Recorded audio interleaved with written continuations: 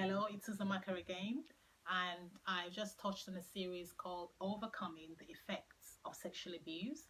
I've done a little topic on overcoming anger. I've shared my testimony. I was sexually abused as a child, and I harbored anger for many, many years. And it became like a suppressed kind of anger, like a volcanic eruption kind of anger. And there was some certain outbursts that happened over the years. From the last teaching series, that I've just that you can see on my YouTube page, etc.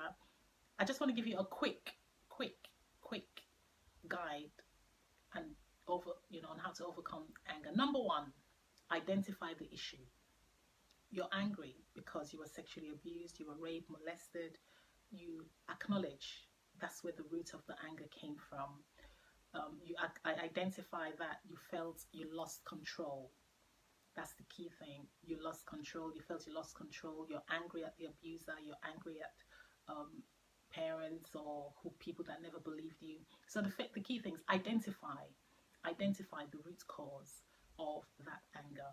Number two, you express to yourself how it made you feel, how that situation made you feel.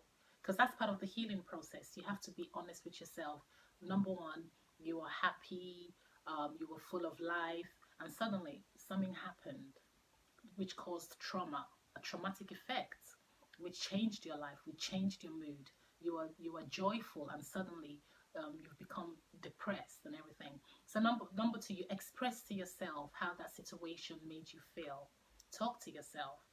Write it down. Talk to somebody. This is how it made me feel. You felt devalued, and so on and so forth. Number three,